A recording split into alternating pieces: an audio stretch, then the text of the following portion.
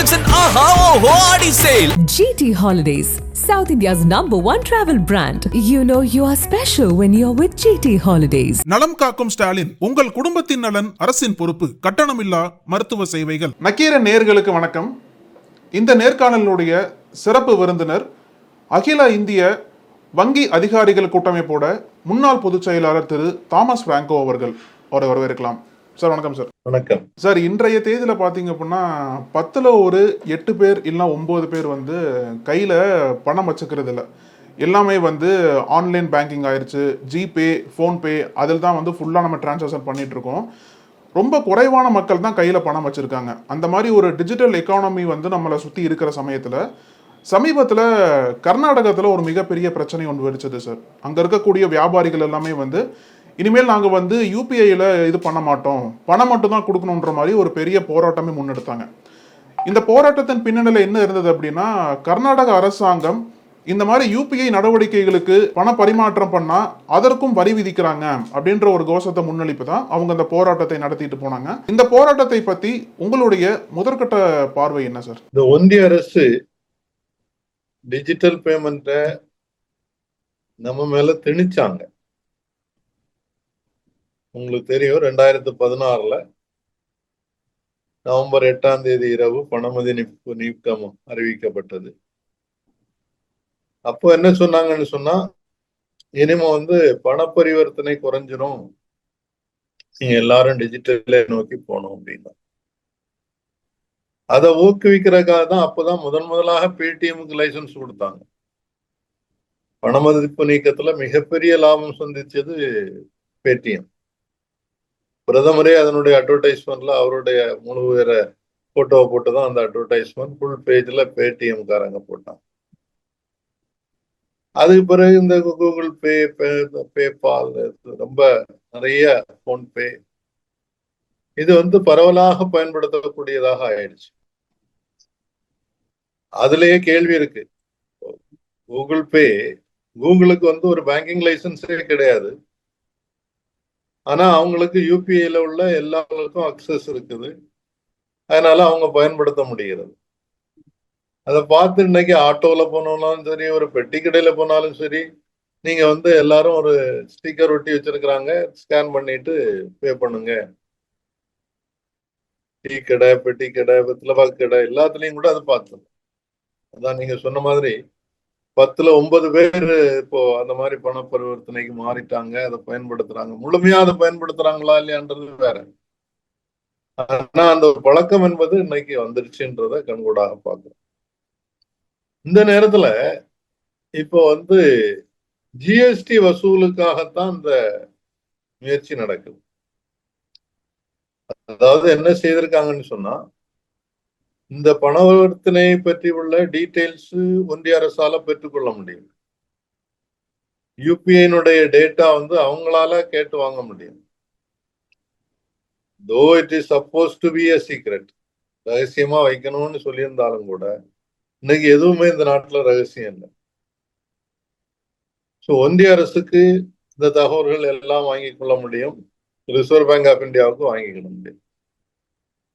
அதை வச்சுட்டு இப்ப கர்நாடகாவில முதல் கட்டமாக நோட்டீஸ் அனுப்ப ஆரம்பிச்சது. இதுல கர்நாடகா மாநில அரசினுடைய பங்கு மிக குறைவு. ஜிஎஸ்டி மொத்தமாக போறது வந்து ஒன்றிய அரசுக்கு, அதுல ஒரு பகுதி கர்நாடக அரசுக்கு கிடைக்குது அப்படின்றது நமக்கு தமிழ்நாட்டிலயும் நம்ம பாக்குறோம். நம்ம கொடுக்கறத விட குறைவா தான் கிடைக்குது. அப்ப என்ன நடக்குதுன்னு சொன்னா, நீங்க ஜிஎஸ்டி நோட்டீஸ் வருது திடீர்னு ஒருத்தருக்கு, நீங்க உங்க பண பரிவர்த்தனை நிறைய இருக்குது, அதனால உடனடியா உங்களுடைய டீடைல்ஸ், அக்கௌண்ட் டீடைல்ஸ் கொடுங்க, உங்களுக்கு ஜிஎஸ்டி எலிஜிபிளா அப்படின்னா ஒரு கேள்வி வந்தது. உடனே எல்லாரும் பயப்படுறாங்க. ஐயோ, திடீர்னு நமக்கு ஜிஎஸ்டில போய் மாட்டிக்கிட்டோம்னாக்கி நமக்கு சிக்கல் அப்படின்னு பயப்பட்டு இன்னைக்கு நிறைய பேர் கர்நாடகாவில் என்ன வச்சுட்டாங்கன்னா போர்டு வைக்க ஆரம்பிச்சிட்டாங்க. நோ யூபிஐ, ஒன்லி கேஷ் அப்படின்னு போர்டு வைக்கிறது வந்து இன்னைக்கு நிறைய சிறு வியாபாரிகள் செய்திருக்காங்கன்றத எல்லாம் பார்க்க முடியும். அவங்க ஏன் பயப்படுறாங்கன்னு சொன்னா, ஒண்ணு ஜிஎஸ்டி விதிமுறைப்படி ஒரு தொழில்ல ஒரு ஆண்டுக்கு 40 லட்சம் வரை டிரான்சாக்சன் இருந்ததுன்னு சொன்னா, உங்களோட 40 lakhsன்னு சொன்னா அதுக்கு குறைவாக இருந்தா நீங்க ஜிஎஸ்டி கட்ட வேண்டியதில்லை. அதே சேவை துறைனா 20 லட்சம் தான். அப்படி பார்க்கும்போது நிறைய பேருக்கு அந்த எலிஜிபிலிட்டியே வராது. இப்ப நோட்டீஸ் வந்த உடனே அவங்க என்ன சொல்றாங்கன்னா, உடனே பதில் கொடு. இன்னைக்கு யாராவது, நீங்களும் நானும் கூட, படித்தவர்கள் கூட ஜிஎஸ்டிக்கு பதில் சொல்லணும்னா நம்மளால பதில் சொல்லிட முடியாது. அதுல அவ்வளவு காம்ப்ளிகேஷனை உருவாக்கி வச்சிருக்காங்க. அப்ப என்ன செய்திருக்க போகணும். ஜிஎஸ்டில நீங்க ஒன்ஸ் பதிவு செய்தாச்சுன்னு சொன்னா மாதந்தோறும் நீங்க ரிட்டர்ன் அனுப்பிட்டு இருக்கணும். அது உங்களால முடியாது. அப்ப அதுக்குன்னு ஒரு சார்ட்டர்ட் அக்கௌண்டன்ட் தான் பயன்படுத்த வேண்டியிருக்கு. அதுக்கு அவருக்கு காசு கொடுக்க வேண்டியது. ஒரு மாசம் ரிட்டர்ன் போகலன்னாக்கி உடனே நோட்டீஸ் அனுப்புறாங்க, ஃபைன் போடுறாங்க. ஒன்றிய அரசு அதுக்கு மாற்று என்ன சொல்றாங்கன்னு சொன்னா, நாங்க ஒரு காம்போசிட் டாக்ஸ் ரிஜைம்னு ஒண்ணு வச்சிருக்கிறோம், அதுல அவங்க பதிவு செய்துக்கிடலாமே அப்படின்றாங்க. இந்த காம்போசிட் டாக்ஸ்ன்றது 1.5 கோடி வரைக்கும் டிரான்சாக்சன் உள்ளவங்களுக்கு அதுல பதிவு செய்யலாம்னு இது இருக்கு. அதே இது சர்வீஸ் செக்டார்லனாக்கி அதனுடைய 50% தான். இல்ல என்ன பிரச்சனைன்னு சொன்னா, அந்த காம்போசிட் டாக்ஸுக்கும் அது இதுக்கும் என்ன வித்தியாசம்னு சொன்னாக்கி, இதுல மாசந்தோறும் நீங்க ரிட்டர்ன் கொடுக்கணும். அதுல 3 மாசத்துக்கு ஒரு தடவை ரிட்டர்ன் கொடுத்தா போதும். பிரச்சனை அதுதான். நீங்க 3 மாசந்தோறும் பண்றதுக்கு போல 3 மாசம் ஒரு தடவைனாலும் அதுக்கும் சார்ட்டர்ட் அக்கௌண்ட் தான் போகணும். ஒண்ணு. ரெண்டாவது, ரெகுலர் ஜிஎஸ்டியில நீங்க ரெஜிஸ்டர் பண்ணீங்கன்னா இன்புட் டாக்ஸ்ன்னு சொல்லி நீங்க கட்டக்கூடிய ஜிஎஸ்டிக்கு இன்புட் டாக்ஸ்ன்னு அதை எடுத்துக்கலாம். ரிட்டர்ன் ஃபைல் பண்ணும்போது நான் இவ்வளவு ஏற்கனவே கொடுத்துருக்கிறேன் வேற செலவுகளுக்காக, அப்போ அதை இதை கழிச்சுக்கிடுங்கன்னு சொல்லி நெட் பண்ணி பேமெண்ட் பண்ணி. இந்த பிரச்சனையை பத்தி பார்க்கும்போது சார், என்னதான் நீங்க சொன்னது போல ஜிஎஸ்டி என்பது மத்திய அரசின் கீழே தான் வருதுன்னு சொன்னாலும், இந்த சிறு வியாபாரிகளுக்கும் வணிகர்களுக்கும் கர்நாடகத்தில் இருக்கக்கூடிய வணிகர்களுக்கு அந்த மாநில அரசோட வணிக வரித்துறை தான் நோட்டீஸை அனுப்பிச்சிருக்காங்கன்ற மாதிரி பார்க்கப்படுது. அப்படி பார்க்கும்போது எதற்காக குறிப்பிட்டு இந்த சிறு வியாபாரிகளும் வணிகர்களும் குறிவைக்கப்படுறாங்களா அப்படின்ற ஒரு கேள்வி எழுது. ஏன்னா இதுக்கு என்ன சொல்றாங்க அப்படின்னா, கர்நாடக அரசு இன்னும் கொஞ்சம் வருமானத்தை இன்னும் அதிகப்படுத்த பார்க்குறாங்க. இன்னும் பல திட்டங்கள்லாம் செலவிடுறதுக்கு அதிக பணம் வேணும். அதனால அப்படி பார்க்குற சமயத்தில் இந்த மாதிரி சிறு வியாபாரிகள் அதிகமாக யூபிஐ யூஸ் பண்ணுறாங்க.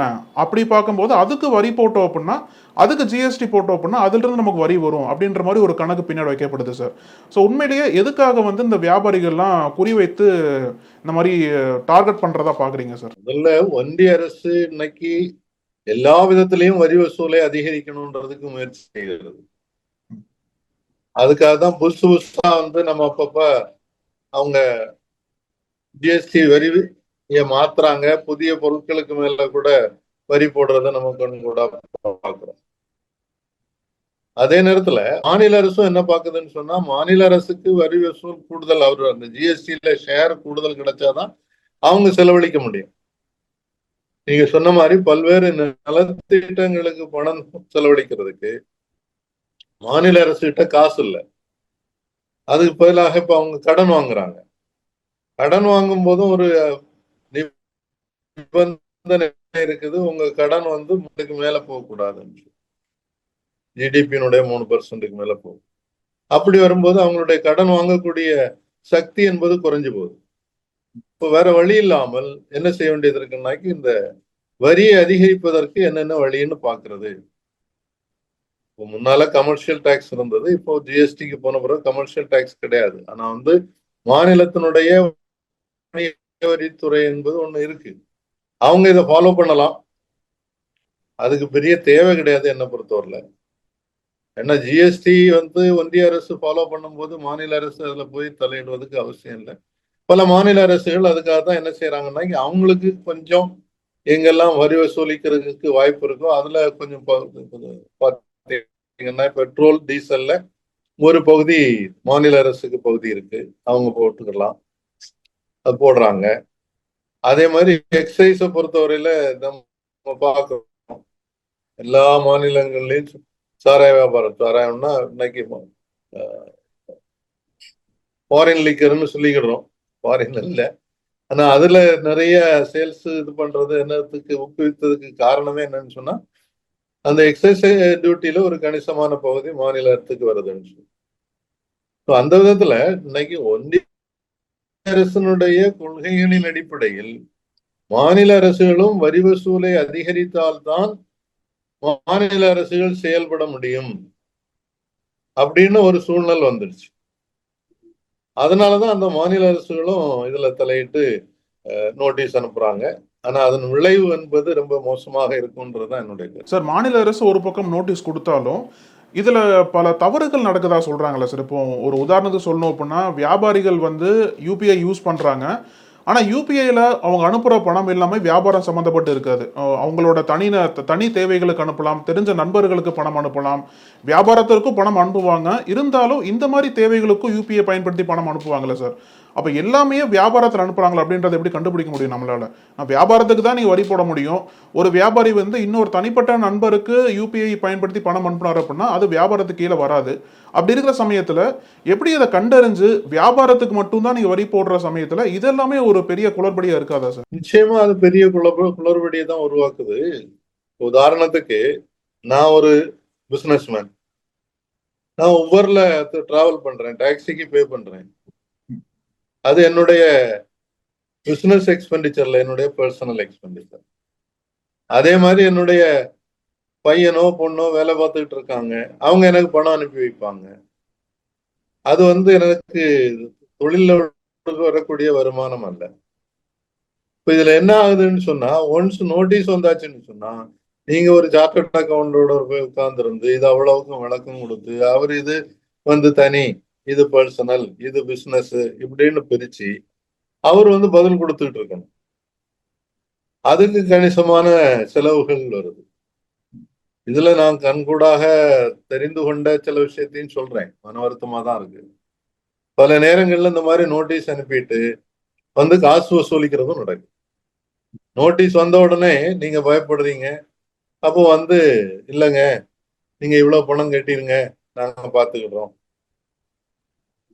அப்படின்னு சொல்லி அபிஷியலா கட்டாமலே அவங்க கையில காசை வசூலிச்சுட்டு இந்த நோட்டீஸுக்கு நீங்க இந்த மாதிரி ஒரு பதில் கொடுங்க, நாங்க அதை க்ளோஸ் பண்ணோம் ஃபைல்ல. இந்த ஒரு ஊழலும் தொடர்ந்து நடந்துகிட்டு இருக்கிறதுன்றது பல்வேறு தொழில் முனைவோர்கள் என்னிடத்த பகிர்ந்து கொண்டிருக்கிறார். சார், இப்போ இன்னொரு முக்கியமான பிரச்சனைன்னு பார்க்கும்போது இந்த சிறு வியாபாரிகளுக்கும் வணிகர்களுக்கும் இந்த வரி தொடர்பா விழிப்புணர்வு இருக்காதா சார்? இப்போ உதாரணத்துக்கு சொல்லணும் அப்படின்னா, நம்ம சாலையோரம் இருக்கக்கூடிய ஒரு சின்ன பெட்டி கடையாகட்டும், பழக்கடையாகட்டும், அவங்கெல்லாம் வந்து யூபிஐ மூலியமா பணம் வாங்குறாங்க. அவங்க வந்து வாடிக்கையாளர்கள்ட்ட ஜிஎஸ்டி வாங்க மாட்டாங்க. ஏன்னா அவங்க டேர்ன் ஓவர் வந்து அந்த அளவுக்கு இருக்காது. அப்படின்ற பட்சத்தில் ஜிஎஸ்டி வாங்காம அந்த பொருளுக்கு உண்டான காசை மட்டும் வாங்குவாங்க. இப்போ உதாரணத்துக்கு பெரிய ஹோட்டலுக்கு போனோம் அப்படின்னா அங்கே ஜிஎஸ்டியோட சேர்த்தா பில் போடுவாங்க. இந்த சிறு வணிகர்கள்லாம் வந்து இன்வாய்ஸ்லாம் கொடுக்க மாட்டாங்க, ஜிஎஸ்டி எதுவும் போட மாட்டாங்க சார். அப்படி இருக்கிற சமயத்தில் வாடிக்கையாளர்கள்ட்ட இருந்து இந்த வணிகர்கள்லாம் ஜிஎஸ்டியை வாங்கலை. ஆனால் இவங்கள்ட்ட இருந்து ஒரு அரசாங்கம் ஜிஎஸ்டி கட்டுங்கன்னு சொல்லும்போது இவங்களோட சொந்த பணத்தை எடுத்து கட்ட வேண்டிய தேவை எழுந்திருக்கு. அப்போ அரசாங்கம் வந்து இதில் கவனமாக இருந்துக்கணுன்ற பார்வை இருக்குல்ல சார்? ஏன்னா விழிப்புணர்வே இல்லாத வணிகர்கள்ட்ட போய், வரியே வாங்காத வணிகர்கள்ட்ட போய் நீங்கள் அடிஷ்னல் வரி கொடுங்கன்னு சொல்லும்போது இந்த வியாபாரிகளுக்கு பெரிய ஒரு நஷ்டம் ஏற்பட வாய்ப்பு இருக்குல்ல சார்? நிச்சயமா அது ஒரு மிகப்பெரிய நஷ்டம் தான் வரும் அவங்களுக்கு. காரணம், ஒரு டீ கடைக்காரரோ பெட்டி கடைக்காரரோ ஈவன் சின்ன மளிகையோட வியாபாரிகள் கூட அவங்க வந்து ஜிஎஸ்டி வசூல் பண்றது இல்லை. ஏன்னா அவங்களுக்கு டர்ன் ஓவர் வந்து 40 லட்சத்துக்கு மேல போனா தான் வசூல் பண்ணணும்ன்றது கட்டாயம். அதனாலதான் நிறைய பேர் வந்து சிறு கடைகள்ல நோக்கி நம்ம போறதுக்கு கூட காரணம் என்னன்னு சொன்னா, இந்த பெரிய ஹோட்டலுக்கு போயில ஒரு டீ கடையில சின்ன கடையில போய் சாப்பிட்டோம்னாக்கி எல்லாத்துக்கும் இந்த 18% ஜிஎஸ்டி எதுக்கு அநியாயமா கொடுக்கணும்னு நினைக்கக்கூடியவங்களும் இருக்காங்க. ஆனா நீங்க வந்து வசூல் பண்ணாத ஒரு பணத்தை அந்த வியாபாரிகிட்ட இருந்து ஒன்றிய அரசாக இருக்கட்டும், மாநில அரசாக இருக்கட்டும், அதை வசூல் செய்வதாக இருந்தால் அது அவருடைய வயிற்றுல அடிக்கிறது. இவங்களுக்கெல்லாம் வந்து லாபம் என்பது ரொம்ப சின்ன சதவீதம் தான் இருக்கும். 5%, 6% லாபத்துலதான் ஓட்டிக்கிட்டு இருப்பாங்க. இப்ப இன்னைக்கும் 10 ரூபாய்க்கு டீ கிடைக்குது, 10 ரூபாய்க்கு வடை கிடைக்குது, உட்டியப்பம் கிடைக்குது. இதெல்லாம் நீங்க இதுக்கு அவ்வளவுக்கும் இல்ல உங்களுக்கு டேர்ன் ஓவர் நிறைய இருக்குன்னு நீங்க வரி போட ஆரம்பிச்சாங்கன்னா அவங்க எங்க போவாங்க? ஸோ அது ஒன்றிய அரசு குறிப்பாக ரொம்ப கவனமாக பார்க்கணும். ஏன்னா ஜிஎஸ்டி முழுக்க முழுக்க அவங்க கண்ட்ரோல்ல தான் இருக்கு. ஸோ அவங்க இந்த மாதிரி விஷயங்கள்ல கொஞ்சம் ஒண்ணு மக்களுக்கு தெளிவான விழிப்புணர்வை ஏற்படுத்துவது, சிறு குறு வியாபாரிகளுக்கு பயிற்சிகள் கொடுத்து உங்களுக்கு இவ்வளவு வந்தா தான் நீங்க கட்டணும், இல்லைன்னா வேண்டியதில்லை, அதுக்கு நீங்க என்ன செய்யணும்ன்றதுக்கு அவங்களுக்கு வழிகாட்டணும். ரெண்டாவது இந்த வரி வசூல் முறையே ஜிஎஸ்டியே முதல்ல ஜிஎஸ்டி கொண்டு வரும்போது என்ன சொன்னாங்க? ஒன் நேஷன் ஒன் டாக்ஸ்ன்னு சொன்னாங்க, ஒரு தேசம் ஒரே வரின்னு சொல்லி. இன்னைக்கு எத்தனை ஸ்லாப்? அதனால எது எங்க கட்டணும்ன்றதுலயே பெரிய கன்ஃபியூஷன். அந்த கன்ஃபியூஷன்னாலேயே நீங்க வேற வழி இல்லாம சார்ட்டர்ட் அக்கௌண்ட் தேடி போக வேண்டியது. சிம்பிளா இது 10% வரின்னு சொன்னா யார் வேணாலும் அந்த 10% எல்லாத்துக்கும் பொருளுக்கும் வாங்கிட்டு போவாங்க. பெரிய கடைகள்ல பெரிய கடைகள்ல ஏற்கனவே வாங்கிட்டு தான் இருக்காங்க. அது அவங்களுக்கு இன்புட் டாக்ஸும் கிடைக்குது. அவங்கள பொறுத்தவரையில அது பெரிய பிரச்சனை இல்லை. இன்னும் வாடிக்கையாளர்களுக்கே என்ன பிரச்சனை வருதுன்னு சொன்னா, நீங்க உங்க வருமானம் ரொம்ப குறைவா இருந்தாலும் கூட ஏழைகள் நடுத்தர மக்கள் கூட வாங்கக்கூடிய எல்லா பொருளுக்கும் போய் ஜிஎஸ்டி கட்ட வேண்டிய கட்டாயத்துக்குள்ளாயிருக்கும் இல்லையா? அப்போ அது மக்களை பாதிக்கிறது. அதனால அதுல ஒரு பெரிய சீர்திருத்தம் கொண்டு வர வேண்டியது இருக்கு. எப்படி இன்கம்ஸுக்கு ஒரு ஸ்லாப் வச்சிருக்காங்களோ, ஒரு ஸ்லாபுக்கு மேலதானே நீங்க கட்டாயமா வரி கட்டணும்ன்றது இருக்கு. 12 லட்சம் வரைக்கும் உங்களுக்கு வருமான வரி கிடையாது. அதே மாதிரி ஜிஎஸ்டிக்கும் சாதாரண மக்களுக்கு ஜிஎஸ்டி கிடையாதுன்ற மாதிரி ஒரு ரூல் கொண்டு வரணும். இல்லைன்னு சொன்னா கோஆபரேட்டிவ் சொசைட்டிஸ் இந்த மாதிரி அமைப்புகள் மூலமாக அத்தியாவசிய பொருட்கள் எல்லாத்தையும் கொடுத்துருவோம், அங்க நீங்க ஜிஎஸ்டி கொடுக்க வேண்டியது இல்லை, அப்படியாவது கொண்டு வரலாம். ஒரு அரசு மக்கள் நலன்ல அக்கறை காட்ட வேண்டிய அரசு, மக்களுக்காக அரசு, இந்த மக்களால் தேர்ந்தெடுக்கப்பட்ட அரசு தான். அப்ப அந்த மக்களை பற்றி கொஞ்சம் கூட கவலையோட பார்க்கணும். குறிப்பாக அடிமட்டத்துல இருக்கக்கூடிய மக்கள். இப்ப இன்னைக்கும் 5 கிலோ ரேஷன் ஒன்றிய அரசு 85 கோடி பேருக்கு கொடுக்குதுன்னா அதுக்கு அர்த்தம் என்ன? அவங்களுடைய வாங்கும் சக்தி குறைவாக இருக்குது, அவங்க வருமானம் சரியில்லைன்றது பட்டா அதனாலதானே 5 கிலோ அரிசியை கொடுக்குறாங்க. அப்போ அதை கணக்குல எடுத்துட்டு அவங்கள்ட்ட போய் நீங்க அநியாயமா எல்லா அரிசியும் வாங்குறது அப்படின்றது எப்படி நியாயமாக இருக்கும்? இதை ரொம்ப பரிசீலனை செய்ய வேண்டியது இருக்கு. பல நாடுகள்ல ரொம்ப வருமானம் கூடுதலா இருக்கிறவங்களுக்கு டாக்ஸ் கூடுதல். அமெரிக்கா உட்பட உங்களுடைய டாக்ஸ் ஸ்லாப் எப்படி இருக்குதுன்னு சொன்னா, அதை விட அமெரிக்காவோட சின்ன நாடுகளா இருந்தா கூட பின்லாந்து, நார்வே, டென்மார்க் இங்கெல்லாம் பாத்தீங்கன்னு சொன்னா உங்களுக்கு வருமானம் கூட இருந்தோம்னாக்கி உங்களுடைய வரி கூடுதல். இங்க நமக்கு 30% தான் இன்கம் டாக்ஸுக்கு மேக்சிமம் சீலிங் 30% வச்சிருக்கிறோம். கார்பரேட் டாக்ஸை குறைச்சிடுறாங்க, கார்பரேட் விலக்கு கொடுக்குறாங்க. இப்போ சமீபத்துல பார்லிமெண்ட்ல சொல்லியிருக்காங்க, வரி வசூலுக்கு தகுதி உள்ளவர்களிடையே கிட்டத்தட்ட 85,000 கோடி தள்ளுபடி செய்யப்பட்டிருக்கிறது. வரி வசூலிக்கல. ஒன்றிய அரசு அதனுடைய அதிகாரத்தை பயன்படுத்தி வசூல் பண்ணாம விடுறாங்க. ஆனா சாதாரண மக்களுக்கு மட்டும் இப்படி ஒரு கடுமையான வரி வசூலிப்பும் அதை இன்னும் கடுமையாக்கி சிறு குறு வியாபாரிகளை பாதிக்க வைக்கிறது ரொம்ப மோசம். சிறு குறு வியாபாரிகள்லாம் 2016 பணமதிப்பு நீக்கத்துல இருந்தே கஷ்டத்துலதான் இருக்காங்க. அவங்களுக்கெல்லாம் எளிதாக ஒரு பேங்க்ல ஒரு லோனும் கிடைக்காது. நிறைய ஃபார்மாலிட்டி இருக்கு, அதை அவங்களால பண்ண முடியறது இல்லை. அவங்களால எந்த சான்றிதழ்களும் கொடுக்க முடியறது இல்லை, செக்யூரிட்டி கொடுக்க முடியல. அவங்களாலதான் வேலை வாய்ப்பு இந்த நாட்டுல கூடிட்டு இருக்கு. அதை முதல்ல புரிஞ்சுக்கணும் மத்திய அரசு. சிறு குறு தொழில்களதான் இன்னைக்கு வேலை வாய்ப்பு கொஞ்சமாவது கூடிட்டு இருக்குது.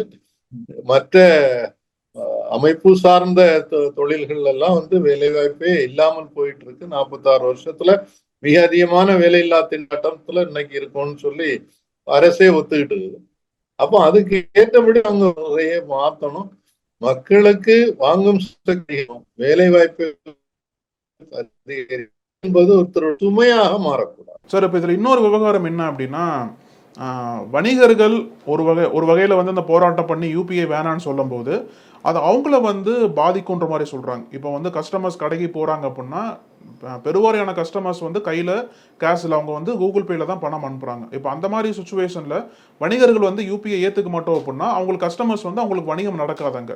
அந்த ஒரு வணிகர்களுக்கு அப்படி ஒரு பாதிப்பு வரும்னு சொல்லிட்டு ஒரு பக்கம் வாதம் வைக்கப்பட்டாலும், இன்னொரு பக்கம் இந்த பாஜக அரசோட இந்த டிஜிட்டல் எக்கானமி வந்து ஒரு மிகப்பெரிய ஒரு பிரச்சாரமா தேசியம் முழுக்க பண்ண ஆரம்பிச்சாங்க. அப்படி இருக்கிற சமயத்துல இப்போ கர்நாடகத்துல இந்த போன்பே கூகுள் பேக்கு எதிராக இவங்க பண்ணக்கூடிய ஒரு போராட்டம் என்பது அடுத்து என்ன மாதிரி பாதிப்புகளை ஏற்படுத்தும், ஒட்டுமொத்த இந்தியாவுக்குமே இது பரவ வாய்ப்பு இருக்கா, இதுல வந்து இந்திய அரசாங்கம் தலையிட்டு இதை வந்து அவங்களுக்கு சாதகமா எப்படி மாத்தணும்னு பாக்குறீங்க சார்? ஒண்ணு, ஒன்றிய அரசு முயற்சி செய்த டிஜிட்டல் இந்தியான்றது உண்மையில ஒரு ஃபெயிலியர். இந்த சின்ன சின்ன பேமெண்ட்களுக்காக கூகுள் பே யூஸ் பண்றாங்களே தவிர பெரும்பாலான பணப்பட்டு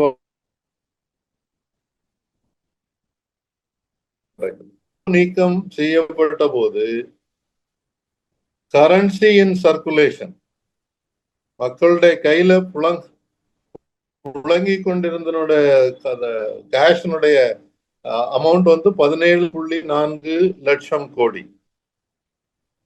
இப்போ ஒரு மாசம்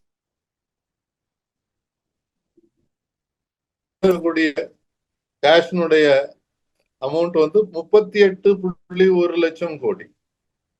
இப்போ அதோட டபுள் ஆயிடுச்சு. விலைவாசி கூடி இருக்குது, பண மதிப்பு குறைஞ்சிருக்கு, அது ஒரு பக்கம். ஆனா இவங்க சொன்ன டிஜிட்டல் எங்க போச்சு? அப்போ இன்னைக்கு தேர்தல்ல எவ்வளவு ரூபாய் கேஷ் பட்டுவாடை ஆகுது. அதுல வந்து அங்க யாரும் ஜிபே வச்சு கொடுக்கறது, வீட்டுக்கு வீடு பணம் கொடுக்குறாங்க, லட்சக்கணக்கில் பணம் கொடுக்குறாங்க. அது எல்லாமே கேஷ்ல தானே பரிவர்த்தனை நடந்துகிட்டு இருக்கு. அப்போ நீங்க கேட்ட கேள்வி, பணப்புழக்கம் என்பது 2016 17.4 லட்சம் கோடியாக இருந்தது. இன்னைக்கு 38.1 லட்சம் கோடியாக கூடி இருக்குதுன்னு சொல்லி ரிசர்வ் பேங்க் கொடுத்திருக்கக்கூடிய புள்ளி விவரங்கள் சொல்லுங்க. அப்போ மக்கள் இன்னும் வந்து முழுக்க முழுக்க இந்த டிஜிட்டலை நம்பி போறதுக்கு தயாராக இல்லை. அவங்களுக்கு ஒரு நம்பிக்கை வரல. ரெண்டாவது, அமெரிக்கா போல உள்ள மிகப்பெரிய நாடுகள்ல எல்லாரும் எழுத படிக்க தெரிந்தவர்கள் இருக்கக்கூடிய நாடுகள்ல கூட இன்னைக்கும் 60% கேஷ் தான் புழக்கத்துல இருக்கு.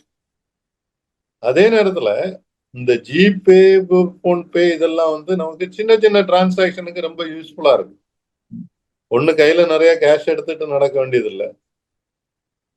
போற இடத்துல நீங்க எங்க போனாலும் 10 ரூபா கூட நீங்க ஜிபேல பண்ண முடியுது, டீ குடிச்சிட்டு.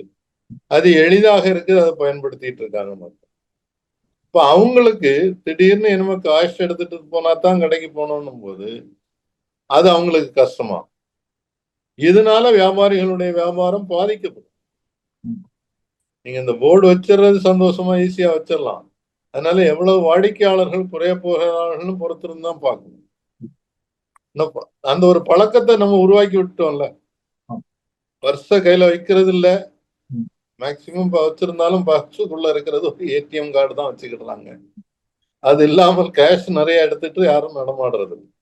இப்ப நீங்க திருப்பி பழையபடி அந்த பழக்கத்துக்கு போகணும் போது அது கஷ்டம். அதனாலதான் இதுல அரசு, மாநில அரசும் தலையிடணும். மாநில அரசு அவங்களுக்கு ஸ்டேட் கவுன்சில் மாதிரி ஜிஎஸ்டி கவுன்சில்ல இதை உடனடியா ரைஸ் பண்ணணும். அதே மாதிரி ஒன்றிய அரசு இதுல தலையிட்டு இது பண்ணலன்னு சொன்னா இந்த நிலைமை வந்து கர்நாடகத்தோட நின்று போகாது. எல்லா மாநிலங்களிலும் இது பரவ ஆரம்பிக்கும். அது மொத்தமாக ஜிஎஸ்டி கலெக்ஷனையே பாதிக்கிறதுக்கும் வாய்ப்பு இருக்கு. அதே மாதிரி இந்த யூபிஐக்கு மேல உள்ள நம்பிக்கையும் போயிட்டே இருக்குது. ஒரு பக்கத்துல ஏற்கனவே யூபிஐல இன்னும் நிறைய ஊழல்கள் நடக்குது, மோசடி, ஃப்ராட் நிறைய நடக்குது. உங்களுக்கு தெரிஞ்சிருக்கும், உங்க நண்பர்கள் கூட அஃபெக்ட் ஆயிருப்பாங்க.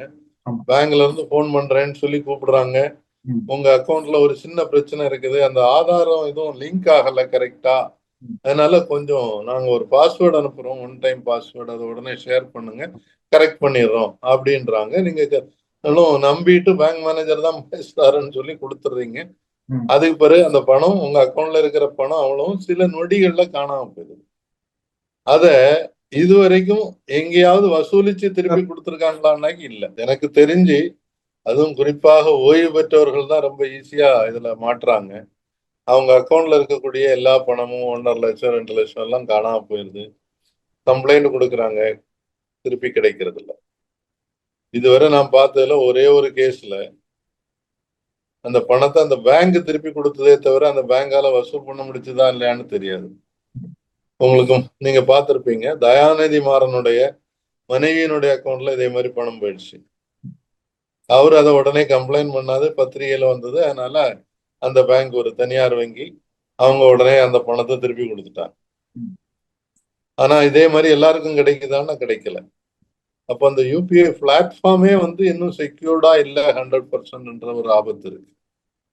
இன்னொரு பக்கத்துல இப்ப இதனால ஜிஎஸ்டியும் சேர்ந்து நம்மளை பாதிக்கும் அப்படின்னு சொன்னா கொஞ்ச நாளையில மக்கள் முழுக்க முழுக்க இந்த மாதிரி பரிவர்த்தனையே வேண்டாம், பரவாயில்ல, கஷ்டத்தை பாதுகாம ஒரு பாதுகாப்பா நம்ம பணத்தை கொஞ்சம் கேஷையே கையில எடுத்துட்டு போகணும்னு ஒரு பழக்கத்துக்கு பெரும்பான்மையான ஆட்கள் வர்றதுக்கு வாய்ப்பு இருக்கு.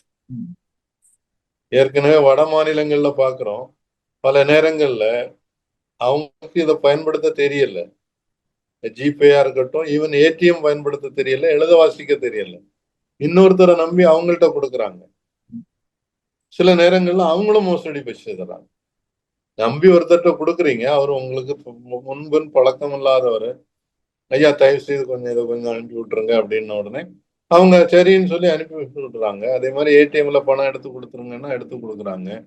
அப்போ கூட 100 ரூபாயோ கூட 500 ரூபாயோ எடுத்தாங்கன்னா இவங்களுக்கு தெரியறது இல்லை. ஏன்னா எழுத வாசிக்க தெரியாதனால சரின்னு நம்பிட்டு வாங்கிட்டு போறாங்க. பின்னாலதான் தெரியும் அவங்களுக்கு எந்த நபரையும் திருப்பி கண்டுபிடிக்கவும் முடியாது. இப்படி எல்லாம் நிறைய தவறுகள் நடந்துகிட்டு இருக்கு. அப்போ ஒன்றிய அரசு, நிதித்துறை, நிதி அமைச்சர் நேரடியா இதுல தலையிட வேண்டிய விஷயம். ஆர்பிஐ நேரடியா தலையிட வேண்டிய விஷயம். தலையிட்டு இதுல நிறைய கரெக்ஷன்ஸ் பண்ண வேண்டியது இருக்கு. அது பண்ணாதான் எல்லா மக்களுக்கும் ஒரு நம்பிக்கை வரும். வங்கித்துறையின் மீதும் சரி, யூபிஐ மேலேயும் நம்பிக்கை வரும். அது டிஜிட்டல் பழக்கம்னு வந்தாச்சுன்னாக்கி அது நமக்கு வசதியா தான் இருக்குது. நல்ல விஷயம் சார். இப்போ இறுதியா ஒரு கேள்வி சார். இதுல சாமானிய மக்கள் புரிஞ்சுக்கணும் அப்படின்னா, இப்போ எல்லாருமே யூபிஐ யூஸ் பண்ற டைம்ல எல்லாருக்கும் ஒரு அச்சம் இருக்கு. நமக்கு வெளிப்படையா யாருக்கும் தெரியல, நம்ம யூபிஐ யூஸ் பண்றதுனால வரி பிடிக்கிறாங்கன்னு சொல்லிட்டு வெளிப்படையா யாருக்குமே தெரியாத சமயத்துல எல்லாத்துக்குமே வரி பிடிக்கிறாங்களா, இப்போ 100 ரூபா அனுப்பினாலும் 1000 ரூபா அனுப்பினாலும் அதுக்கும் வரி பிடிக்கிறாங்களா அப்படின்ற மாதிரி ஒரு அச்சம் நிலவிட்டு இருக்கு, ஒரு கேள்வி நிலவிட்டு இருக்கு மக்கள் இடத்துல. அப்படி பார்க்கும்போது நம்ம டெய்லி இந்த யூபிஐயோடவே நம்ம தொடர்ந்து இந்த பணத்தை அனுப்புறதுனால ஒரு லிமிட் வேணும்ல சார். இப்போ மக்கள் தெரிஞ்சுக்கணும் அப்படின்னா, இந்த அமௌண்ட்டுக்கு மேலே அனுப்புனீங்க அப்படின்னா உங்களுக்கு வரி பிடித்தம் செய்யப்படும்.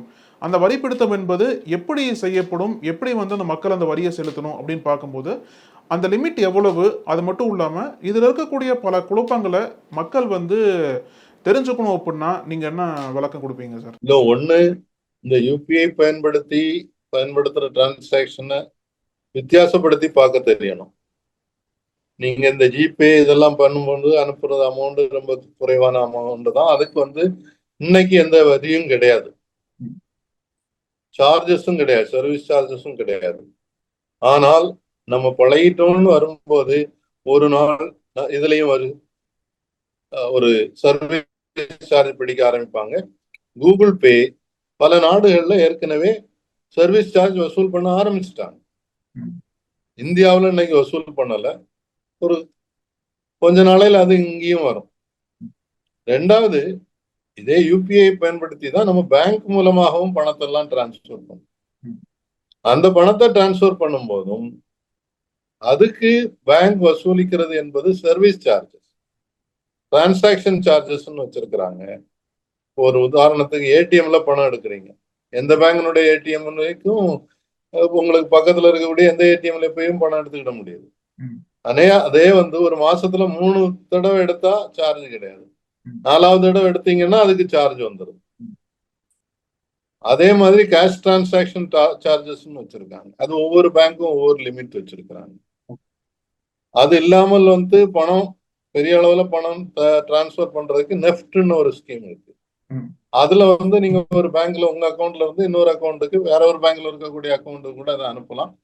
அது அனுப்புறதை பொறுத்தவரையில அதே வகையில் வெவ்வேறு பேங்க்ல வெவ்வேறு சார்ஜஸ் இருக்கு. பிரைவேட் பேங்க்ல அது கூடுதலா இருக்குது, பொதுத்துறை வங்கிகள்ல குறைவாக இருக்கு. அது அந்த வாடிக்கையாளர்கள் அவங்க யார்கிட்ட பயன்படுத்துறாங்களோ அதை பற்றி தெளிவாக தெரிஞ்சுக்கிட்டு சார் ரைட் சார், இவ்வளவு நேரம் உங்க கருத்துக்களை ரொம்ப அழகா பகிர்ந்துட்டீங்க சார். இது மக்களுக்கு நிச்சயமா ஒரு விழிப்புணர்வா இருக்கும் நம்புறோம் சார். ரொம்ப நன்றி சார் நேரத்துக்கும் கருத்துக்களுக்கும். நன்றி, வணக்கம். நக்கீரன் டிவிக்கு சப்ஸ்கிரைப் செய்யுங்கள். உங்கள் ஆதரவே எங்கள் பலம். ஆசிரியர்களுக்கு நண்பனாகவும் மாணவர்களுக்கு ஆசானாகவும் திகழும் தேர்வு வழிகாட்டி. ஒவ்வொரு பாடத்திற்கும் அனுபவமிக்க ஆசிரியர்களின் துல்லியமான தெளிவான விடைகள். CNC இருக்கு, தேர்வு பயம் எதற்கு? இது தீரன் பப்ளிஷிங் ஹவுஸ் விற்பனை வெளியீடு.